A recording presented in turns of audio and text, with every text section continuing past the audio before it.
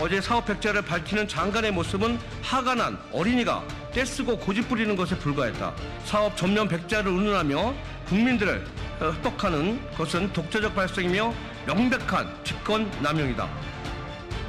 민주당의 아니면 말고식 의혹 제기로 최대 피해는 양평 국민들이 보게 됐습니다. 고속도로 건설 사업 중단의 책임은 오롯이 민주당이 져야 할 것입니다.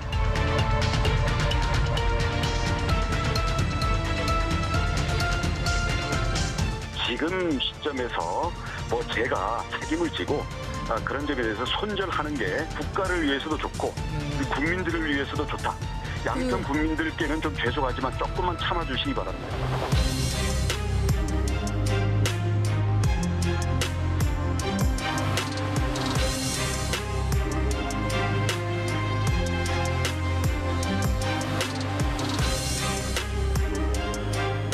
배출 기준을 충족하며 3중 수소의 경우에는 더 낮은 수준의 목표치를 달성함으로써 IAEA 등 국제 기준에 부합함을 확인하였습니다.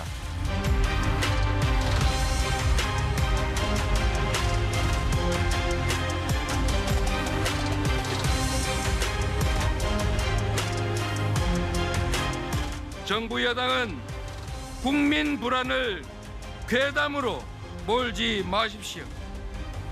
국민과 국가를 위한 책임을 다하십시오.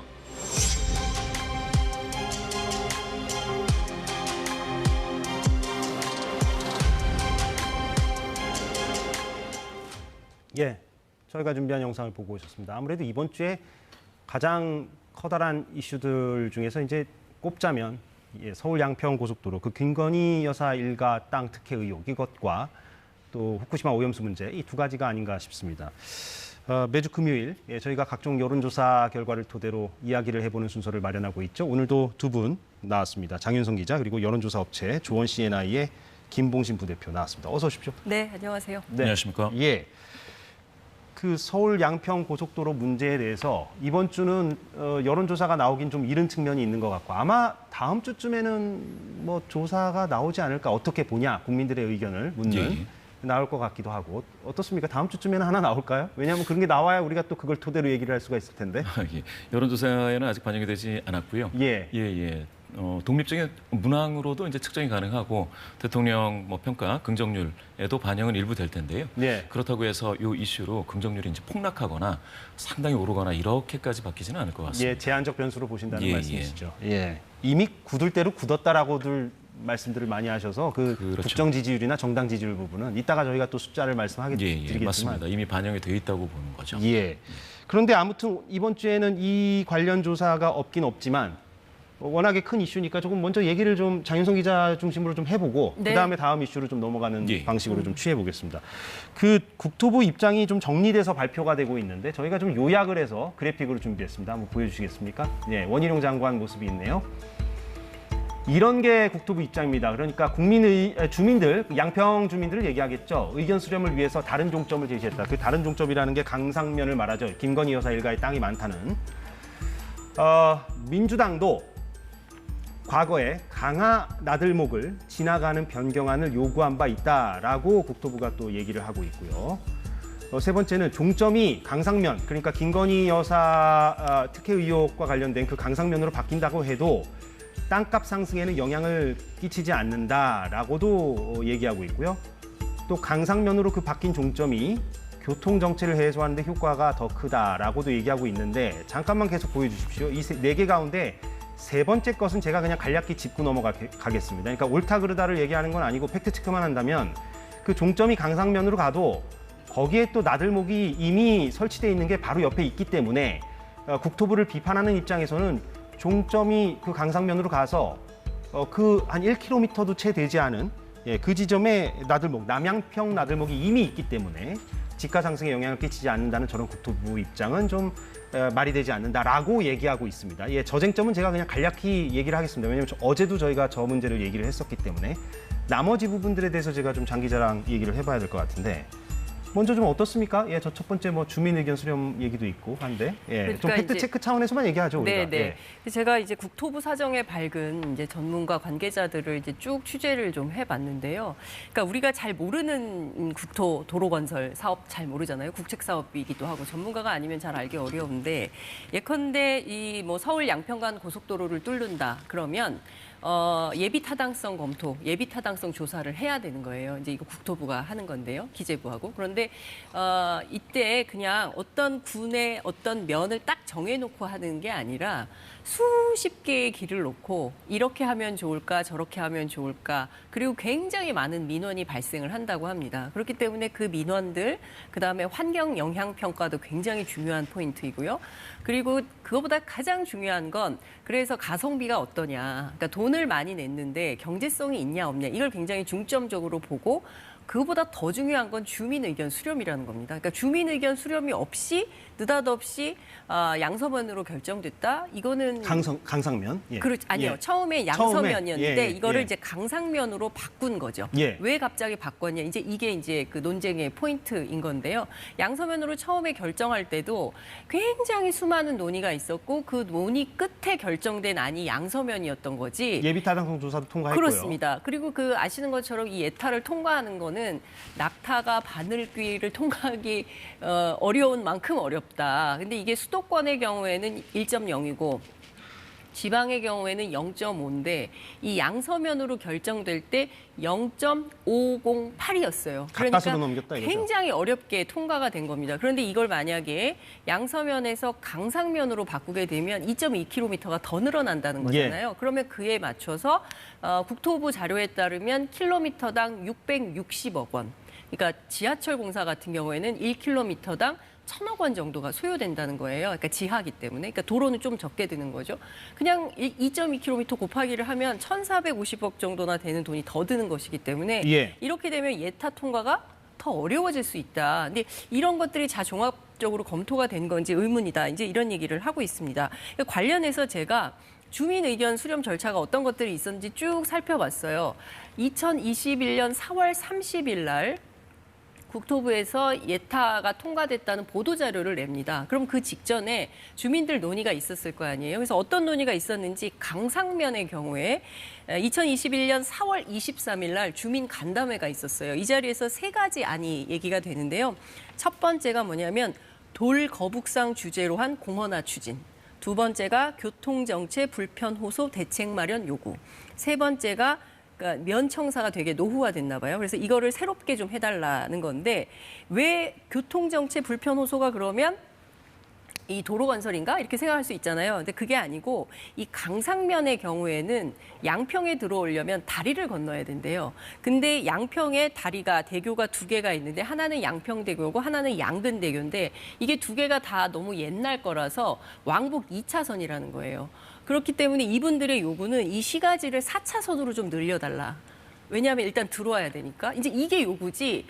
서울 양평간 고속도로에 종점을 해달라는 얘기는 없어요. 바꿔달라는 그 내용 없다, 자체가 이거죠. 없다는 겁니다. 그러니까 예. 주민 의견 수렴하고는 관계가 없다. 이런 얘기가 그러니까 가능한 국토부는 것이고. 주민 의견 수렴을 위해 또 다른 안을 제시한 거다라고 설명하고 그렇죠. 있지만 예. 정작 그 주민 의견과 네네, 그 관련해서 내용이 좀 취재를 없어요. 해보면 없습니다. 종점 변경과 관련된 부분은 잘 없다. 이런 종점 얘기고. 관련된 요구 부분은 국토부가 나중에 강상면으로 하면 어떻겠냐라고 오히려 내려보내는 거죠. 예. 그렇기 때문에 이거는 좀 주요하게 논점이 좀 벗어난 얘기다라고 할 수가 있을 것 같고요.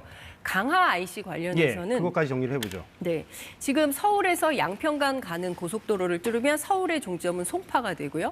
양평의 종점은 이 양서냐 강상이냐 이렇게 두 개가 예. 되는 거잖아요. 이 지나가는 길이 있어요. 지금 제작진이 그 지도를 좀 보여주시겠어요? 그 네. 관련 지도를 저희가 준비한 게 있는데 그걸 네. 보여주시면서 그걸 설명을 보면- 하면 위에 게 기존 아니고요. 아래 게 저희가 어제도 전달해 드렸긴 했습니다만 네. 위에 것이 기존 아니고 그렇습니다. 아래 것이 변경돼서 지금 네. 문제가 되고 있는 지금 아닌데. 그렇죠. 지금 서울에서 이제 하남 거쳐서 이렇게 쭉 가는데 갈 때 광주시 남종면 그리고 강하면 양서면으로 가는 안 하나가 조위에 있죠. 그리고 두 번째는 남종면에서 강하면 그리고 강상면으로 가는 안이 있어요. 강하는 다 지나갑니다. 근데 이 사람들이 양평 너무 이 두물머리 때문에 교통체증이 심각하니까 IC 하나만 뚫어줘라. 그게 이게 양평군의 수건이었죠. 그렇습니다. 예. 이 15년 전부터 그러니까 2008년부터 저 요구를 계속적으로 해요. 그런데 국토부에서 그야말로 예타 통과가 안 되는 거예요. 예. 그래서 수건 끝에 2017년부터 논의가 돼서 2021년에 저게 통과가 되는 거 아닙니까?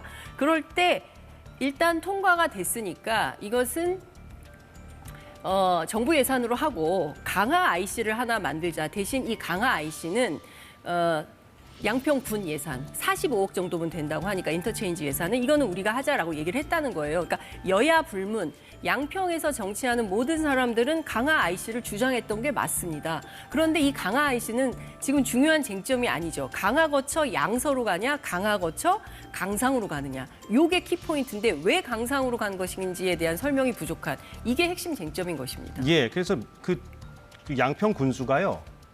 그 국민의힘 소속 김성교 전 의원, 예, 양평 군수를 오랫동안 했습니다. 2007년에서 2018년까지 했고. 네, 3선임을 했습니다. 네, 그 다음이 이제 민주당의 정동균 전 그렇습니다. 군수가 2018년부터 2022년 그리고 지금은 국민의힘 소속의 전진선 군수인데요. 네.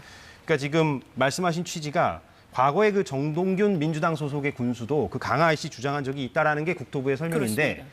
그런데 지금 말씀하시는 것과 같이 그 강화 IC가 뭐 종점하고 연결돼 있는 부분이 아니라 하여튼 IC 하나를 뚫어달라. 그렇죠. 그리고 기존 노선에 뚫어달라는 게 지금 그 정동균 전 군수의 입장인 것 같더라고요. 저희가 취재한 내용을 좀 종합을 그렇죠. 해보면. 예. 그래서 그게 이제 종점하고 무슨 관련이 있느냐. 이렇게 지금 또 반발하고 있는 거라서 하여튼 뭐 팩트를 좀 체크해봤고 이건 뭐 향후 파장이 좀 어떻게 될지 모르겠는데 마지막 짧게요. 예, 네. 이왕 본 김에 아까 저희가 그 국토부 입장 중에 다시 한번 국토부 입장 좀 보여주십시오. 예, 이왕 한 김에 다 좀 체크를 해보겠습니다. 지금 1번, 2번, 3번은 지금 저희가 좀 내용을 짚었고요. 네.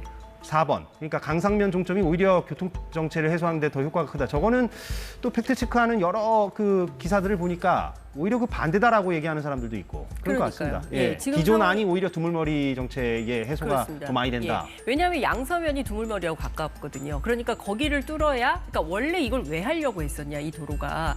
이 도로를 만들려고 했던 가장 큰 이유는 그 양수리 때문에 막히는 만성 이 교통 정체를 해소하기 위한 거였어요. 예, 두물머리라고 지금 가운데에 표시되어 있는 저기가 바로 이른바 양수리라는 것이고 그렇습니다. 북한강하고 남한강이 만나는 곳이라서 많은 나들이 객들이 가는 곳입니다. 그렇습니다. 예. 수도권의 이용객들이 굉장히 많이 있는 도로죠. 그래서 저거를 이제 교통체증을 해소하기 위해서 그러는데 이 강상면으로 가면 더 멀어지는 거거든요. 그렇기 때문에 왜 그러는지 이해할 수가 없다라는 얘기가 나오는 것인데 예. 우선 전략 환경 영향 평가 용역 그다음에 이제 사업 타당성 조사 용역 이런 것들을 해서 관련된 내용을 이제 했는데 첫 번째는 환경 훼손이 어디가 더 심하냐. 그리고 두 번째는 교통량이 어디가 더 많으냐. 이제 두 가지가 쟁점인데요. 첫 번째 환경 훼손과 관련해서는 둘 다 시골이에요. 그렇기 때문에 뭐 산 있고 뭐 강 있고 개울 있고 이래서 환경적으로는 둘 다 뭐 크게 비교하기가 어렵다. 핵심은 교통량인데요. 교통량을 제일 많을 때 조사를 해봤더니 양서면은 5만 1,000대 그리고 강상면은 5만 2,000대가 나오더라. 그러니까 1,000대가 더 많은 강상면으로 하는 것이 교통체증의 해소가 된다라고 얘기를 하고 있다는 거예요. 예. 그런데 사실 이것도 사실 따져봐야 되는 여러 가지 요인들이 있는 것인데요. 최근에 5월 31일 날 두물머리 IC가 개통을 합니다. 그러니까 그거까지 좀 계산을 하면 양서면이 더 많을 수 있다는 거예요. 근데 그거를 계산하지 않았을 때 이런 문제가 있을 수 있다라고 얘기를 하기 때문에 사실 양평군 입장에서 특히 군민들 입장에서는 생활하기가 그 주말 같은 경우에는 그 서울이나 뭐 다른 여타 지역으로 가기도 어렵고 일단 나갈 생각을 못한다. 너무 막히니까. 그리고 들어가는 분들도 너무 힘들고. 그러니까 중요한 포인트는 교통체증 해소인데 이게 강상면하고 큰 관련성이 있었다면 처음부터 강상면으로 했을 것이다. 양서면으로 하지 않고요. 예. 이런 얘기들을 하는 것입니다. 예. 그 김봉신 부대표는 좀 길게 들으셨는데 아까 그 이게 뭐 국정 지지율이나 정당 지지율에는 제한적인 변수가 될 거라고 짧게 말씀하셨는데 그럼 이 이슈를 여론조사 전문가로서는 좀 어떻게 어느 부분에 좀 주목해서 보시는지? 예. 첫 번째 이제 이게 그 주민과의 소통이 많이 결여된 그런 결과라고 한다면 이 공론 조사를 해도 됐을 만한 기간입니다. 제가 볼 때는 그렇게 바뀌는 과정이 그러면 이제 예산이 허락하는 범위 내에서 소규모 이제 공론 조사 같은 것을 해서 해도 되는데 갑자기 이렇게 결정했다라는 거는 제가 생각할 때는 이건 나중에 이제 주민분들 그 반발에 의해서 발목을 크게 잡힐 거다라고 보여지고요. 예. 사실 이제 원희룡 장관이 갑자기 이제 즉흥적인 결정을 하는 듯이 보였지 않습니까? 이게 사실 제가 봤을 땐 차기 대권 주자로서 매우 좀 지능적인 대응을 했다. 사실 의혹이 사실이면 이거를 전면 취소한 사람이 되는 거고요. 의혹이 사실이 아니라면 야당에 이제 책임을 돌릴 수가 있으니까 예전에는 이런 걸 이제 쇼당 정치다 해서 어떤 결과가 나오든지 자기는 책임 안 진다. 이런 걸로 이해가 될 수 있겠다라는 생각이 들고요. 이것과 관련돼서 국민의힘 사무총장이 괴담 선동을 사과하면 재추진하겠다. 이런 얘기가 좀 있었던 것 같은데 사실 이 괴담이라고 한다면 만약에 이게 진짜 민주당이 퍼뜨린 게 괴담이라고 한다면 국민의힘 입장에서는 그런 괴담을 계속 퍼뜨려 주시라 해야 맞거든요. 퍼뜨려야 나중에 결국 그 괴담에 피해를 보는 것은 민주당일 테니 그런데 제가 이렇게 사과를 해야 된다 이렇게 얘기하는 거는 이거는 지역 주민들에게는 상당히 고통스러운 기간이 길어진다. 이렇게 좀 이해를 했습니다. 근데 예. 당장 제가 취재를 해보니까 양평 군민들이 나뉘어서 지금 갈등 중인 것 같아요. 그러니까 양서면 사람들은 아니 원래 양서면인데 양서면으로 해야지. 강상면 사람들은 결정됐으면 결정된 대로 해야지. 이러면서 서로 각자 다른 그 현수막을 붙이고 갈등 중인 것 같아요. 근데 어찌됐든 중요한 건 도로를 왜 취소해? 하기로 한 건 해야지. 이런 생각들이라는 거예요. 예. 그래서 다음 주 월요일에 군민들이 원희룡 장관을 직무유기로 고발할 예정이라고 합니다. 아, 그렇습니까? 네. 예. 잠깐 저희가 준비한 그 오늘 아침 라디오 시사 프로그램에서 원희룡 장관하고 이준석 전 대표가 말한 내용이 있는데 보고 오겠습니다. 장관은 정치적 책임까지도 지는 것이고요. 만약에 이 점에 대해서 책임을 묻는다면 저는 어떤 인사권의 책임까지도 저는 다 각오를 하고 제가 고뇌 끝에 결단을 내린 겁니다. 아직 아무런 연락이 없으십니다. 장관이 대단한 소신으로 급발진해가지고 내가 이거를 처리했다라는 느낌을 주려고 하는 인상세가 좀 있었고 내가 뒤집어 쓰겠다. 한 이틀 전만 하더라도 이것은 누군가의 특혜를 위한 것이다라는 프레임이 강했거든요. 지금은 이게 고속도로를 어떻게 노선을 변경했냐 문제에서 원희룡 왜 저러냐로 바뀌었어요. 지금 마지막에 그 이준석 전 대표가 언급한 부분, 그러니까 이슈나 프레임을 좀 전환시킨 측면이 있다. 뭐 긍정적이든 부정적이든 간에 그 김봉신 부대표가 보시기에는 그 원희룡 장관이 전면 백지화를 선언한 게 좀 이 사태를 수습하는 데 있어서 좀 효과적으로 보십니까? 아니면은 오히려 더 사태를 키웠다? 오히려 악화시킬 수 있죠. 왜냐하면 저 이준석 전 대표의 주장처럼 이렇게 이슈를 덮는 리포커싱하는 그런 전술을 쓰고 있다라고 한다면 그러면 정말 뭔가 큰 문제가 내포되어 있다라는 그런 의혹. 그야말로 이제 많은 국민분들이 이제 궁금해하는 이게 이제 확산이 될 수 있다라고 봅니다. 그래서 이제 사실 이게 만약에 지금 정말 이슈를 덮는다면 덮어야 할 이슈가 정말 뭔가 큰 게 있다라는 거죠. 그게 하나가 있고 만약에 그러면 정치인들은 이 이슈를 덮는 거고 그러면 그 책임을 져야 되는 게 만약에 행정부에 있는 공무원들이다. 유관기관 담당자다. 이렇게 되면 앞으로 제가 생각했을 때는 이런 상황이 반복되면 이제 공직사회가 선출된 어떤 권력에 저항하는 레임덕에 초기 징후가 나타날 수도 있겠다. 이렇게도 보여집니다. 예. 확대적으로 해석하면 좀 그렇다는 말씀으로 예. 제가 받아들이겠습니다. 예. 이 이슈 관련해서 마지막 덧붙이고 싶은 말씀. 이제 이런 거죠. 그러니까 원희룡 장관 왜 이러냐. 여기까지 이제 오게 된 가장 큰 이유는 이 의혹 자체가 너무 심각하기 때문에 그렇습니다. 그러니까 원래 결정된 예타가 통과된 것을 바꾼다? 이것은 상상하기 어렵다라는 것이 국토 관계자들의 설명입니다. 네. 그리고 이것은 국토위 위원들도 그런 얘기를 하고 있습니다. 근데 이건 여야 불문입니다. 그런데 갑자기 바뀌었어요. 납득할 수 없는 이유로. 근데 알고 봤더니 거기 김건희 여사 가족 땅이 있는 겁니다. 그것도 처음에 알려진 것은 12필지로 알고 있었는데 그게 아니라 29필지라는 거 아닙니까? 그 KBS 어제 단독 보도에 따르면 예, 축구장 뭐 5개. 그 축구장 5개 정도 되는 그러니까 굉장히 큰 땅을 갖고 있는 거 아닙니까? 근데 이와 관련해서 그냥 뭐 원희룡 장관 내가 책임지겠어요라고 넘길 수 있는 문제는 아니고 더 심각한 문제는 관련해서 대통령실이 입장을 밝혀야죠. 예, 그렇지 않습니까? 저는 그것이 정정당당한 정치 방법이라고 생각합니다. 대통령실과 사전에 그 교감이나 교류가 있었는지 여부는 하여튼 모르겠습니다. 그러니까 혼자 독자적으로 했다는 건데 지금. 네, 본인은 원희룡 그렇게 장관 얘기를 말은. 하는데 예. 이 부분도 사실 정치권에서는 설왕설래가 많이 있습니다. 그러니까요. 네. 예. 근데 저희가 아무래도 이 사안이 워낙에 이슈다 보니까 좀 길게 좀 얘기를 했는데 데이터를 하나 좀 보겠습니다. 오늘 갤럽 여론조사가 나왔는데요. 윤 대통령 지지율은 이게 비슷비슷합니다. 그래서 제가 그냥 구두로 말씀드리겠습니다. 긍정평가가 38%고 부정평가가 54%라서 비슷한 수준으로 유지되고 있다. 이렇게 말씀드릴 수 있겠고 그런데 그 긍정평가 이유하고요. 부정평가 이유를 먼저 좀 보겠습니다. 예, 아까 그 후쿠시마 오염수 관련해서 제가 인터뷰를 했는데 긍정평가 이후에서 이제 외교가 최근 들어서는 가장 이제 높은 수치를 기록하고 있는데 14%포인트가 이제 빠진 것 같아요. 그래서 저 부분이 좀 많이 내려갔다는 걸 알 수가 있고요. 그 부정평가로 바로 넘어가겠습니다. 후쿠시마 오염수 방류 문제가 두 자릿수 후반, 17%. 예. 그러니까 20%가 채 못 미치긴 하지만 6%포인트 높아져서 외교도 13%니까 사실은 두 개가 뭐 연동돼 있다는 느낌도 있고요. 그러니까 그 지난번에 나오셨을 때 후쿠시마 오염수 방류 문제가 큰 어떤 변수가 될 것이다.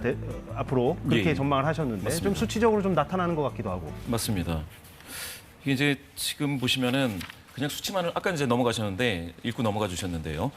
대통령 국정수행 긍정률이 38이면 올해 들어서 최고점이 37이었는데 1%포인트 살짝 높아진 것처럼 보이거든요. 물론 이제 횡보라고 크게 보면 횡보이기는 하지만 그래서 지난 3개월 동안 많이 오른 거는 사실입니다. 이게 바로 이제 외교 컨벤션 효과인데 지금 그 외교가 그 외교 때문에 긍정한다라는 비율이 확 낮아졌거든요. 이 얘기는 뭐냐? 그런데 그 다른 이유로서 올라오는 건 없습니다. 긍정은. 이렇게 따졌을 때는 제가 봤을 땐 긍정 이유를 찾고 있지 못하는 긍정평가자들이 많다. 이렇게 보셔야 되고요. 그와 반대로 부정평가자들은 후쿠시마 오염수 방류 문제로 확 집중이 됐습니다. 여기에 말씀하셨던 외교 문제도 아직도 있고요. 일본 관계도 아직 있습니다. 이렇게 본다면 앞으로 그 국정 긍정률이 많이 오르기는 쉽지 않고 단단히 지금 고착화되는 게 아직도 유지되고 있다. 다만 이제 앞으로 리투아니아라든지 이제 폴란드 이런 외교 행보에서 굉장히 큰 걸 가져온다면 그때는 이제 40%를 넘을 수가 있겠죠.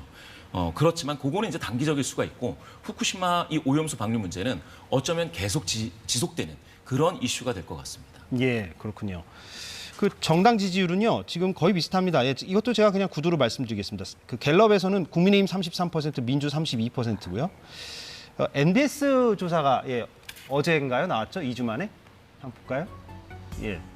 그 2주 전에는 35대 25였는데 격차가 좀 줄어서 34대 28이 됐고 물론 민주당이 보기에는 여전히 아쉬운 부분이 있을 것 같고 그렇습니다. 민주당이 그 후쿠시마 오염수 관련해서 어제 뭐 밤샘 농성을 했다 그러던데. 네. 관련 취재 내용이 좀 있습니까? 그러니까요. 좀 원래 필리버스터를 한 17시간 정도를 하겠다는 거였는데 민주당의 설명은 그 원래 한 밤 12시까지 하고 그리고 이제 자정을 넘어서 새벽까지는 상임위별로 위원들이 돌아가면서 2시간씩 마크를 하고 그리고 아침 8시에 다시 모여서 집회를 하고 뭐 이런 방식이었다. 그래서 그렇게 큰 문제는 없다라고 주장을 하지만 조선일보 보도에 따르면 뭐 군데군데 뭐 칸이 많이 비어 있고 사실 이게 흔들리기 시작한 게 뭐 저녁 9시 이후부터 시작이 됐고 뭐 이제 이런 비판들이 나오는 거 아니겠습니까? 그러니까 중요한 포인트는 민주당의 후쿠시마 오염수 방류를 막기 위해서 말은 그럴싸하게 하나 어느 정도의 결기가 있는 거냐 이것에 대해서 국민들은 의심하고 있다 이런 비판 보도가 나오는 것 같습니다. 보수 언론을 중심으로 해서요. 그렇지만 민주당 내부에서는 다른 것은 몰라도 이 후쿠시마 오염수 방류와 관련해서는 전임 정부였던 문재인 정부의 일관된 입장이기도 하고 그리고 이것은 우리 인류 역사상 처음으로 겪는 일이기 때문에 굉장히 강도 높은 투쟁을 많이 기획을 하겠다라는 입장입니다. 이제 유엔에도 가고요. 그다음에 일본 정부에 대한 항의 방문도 계획 중에 있고요. 그리고 그뿐만 아니라 뭐 국제사회에 호소하는 여러 가지 여론전들을 할 거고 어찌됐든 일본이 이것을 포기하도록 만들겠다. 야당의 힘으로. 이런 그러니까 올 여름에 하고 일단 있습니다. 민주당이 후쿠시마 오염수가 정치적으로 물론 뭐 유불리 차원으로만 얘기한다면 가장 커다랗게 집중해야 할 사안으로 보고 있는 건 맞는 거죠? 아니요. 내년 총선까지 집중한다는 내년 입장입니다. 총선까지도? 계속 간다는 거예요. 이것은 8월에 이제 방류를 하니까. 그렇습니다. 근데 어찌됐든 방류할 수 없도록 만든다는 게 이제 민주당의 방침이고 그런데 민주당 내부에서 조금 잘 못 싸우는 문제들 때문에 우원식 의원이 지금 단식하고 있지 않습니까? 여전히 그리고 하고 물론 있죠. 이제 정의당 이정미 대표가 일본 대사관 앞에서도 역시 단식을 하고 있습니다. 그 마지막으로요. 끝으로 짧게 김웅신 부대표가 보기에는 그러면 후쿠시마 오염수 방류 문제가 이제 8월에 방류를 한다니까 유력한 관측은 계속 이 이슈는 좀 하반기에도 좀 지속이 된다고 봐야 됩니까? 어떻게 봅니까? 지속이 된다고 보고요. 총선 영향력에 대해서는 이제 그 국민의힘에서는 그렇게 이제 큰 영향이 없다라고 생각을 하는 것 같습니다. 그렇지만 그렇지 않을 겁니다. 계속해서 지속되는 거는 왜냐하면 이제 우리 해안, 우리 연안에서 발생하는 어떤 그런 이상 징후보다는 해외에서 발생하는 것들도 바로바로 이제 뉴스가 오기 때문에 그런 것들은 상당한 그 국민의힘에는 악재이고요. 그렇다 하지만 그 민주당이 일방적으로 이게 호재는 아니라고 보여지고요. 지금까지 했던 방식들은 되게 좀 뭐라 그럴까 장외 투쟁이지 않습니까? 그거는 정치인들 입장에서는 자기 지지자를 만나는 거기 때문에 그냥 사실은 편한 방법일 수도 있는 것이죠.